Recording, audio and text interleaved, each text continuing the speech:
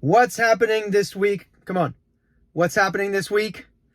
Well, there's at least two big things happening this week. If you're a football, soccer fan like I am, the World Cup just got started.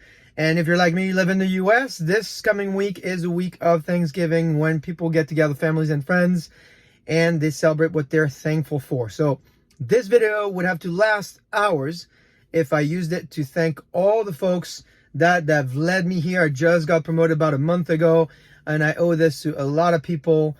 So I'll take a second to thank them here, and they know who they are. But then, of course, you, the wonderful community of data, AI, and analytics leaders across the world, for teaching me so much over the years. I'm not going to attempt to name every single person, but I want to invite you this week to do the same thing. Step back, proactively try and thank the folks in your community, in your support system that are making you you. Now, a good way to step back this week is to pick up a book. And so this week, I would like to recommend that you pick up a copy of this book here, Decisions Over Decimals. One of the authors is my friend and colleague, Paul. He's the adjunct professor at Columbia, and he teaches about quantitative intuition. What is that? What is QI?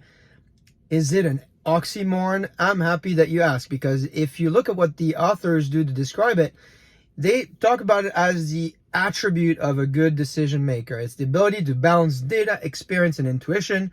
And if I were to quote them directly, the ability to make decisions with incomplete information via precise questioning, contextual analysis, and synthesis to see the situation as a whole. Now, there's a lot in this book, some of which you might agree with, some of which you might completely disagree with, but I think you'll love reading about it, and you won't resist at least being intrigued by the maturity model they have built that goes from unconsciously incompetent to unconsciously competent. That made me smile, but they have a great point here.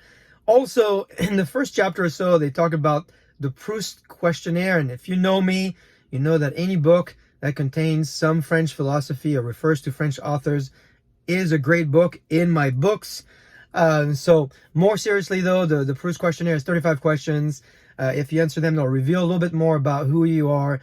And I think they're dropping that in the first chapter. So really, you don't have to go very far to find it.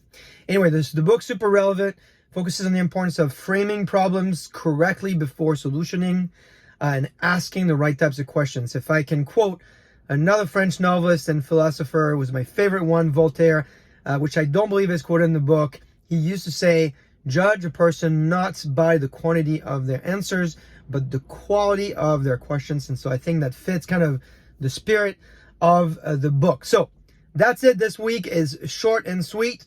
I'm going to be off social network starting Wednesday to celebrate with family Thanksgiving. But until then, I'll pick up some posts on explaining what I'm most thankful for. And many of you have asked me about my mom, so I might post a couple of things about that. But I want to invite you to do the same thing as well if you're in the US, of course. But if you're across the world, it's a good practice to proactively thank people that you work with and that you appreciate. So I will see you not next week, because next week there'll be no CarCast, but I'll see you the week after that. Have a great week.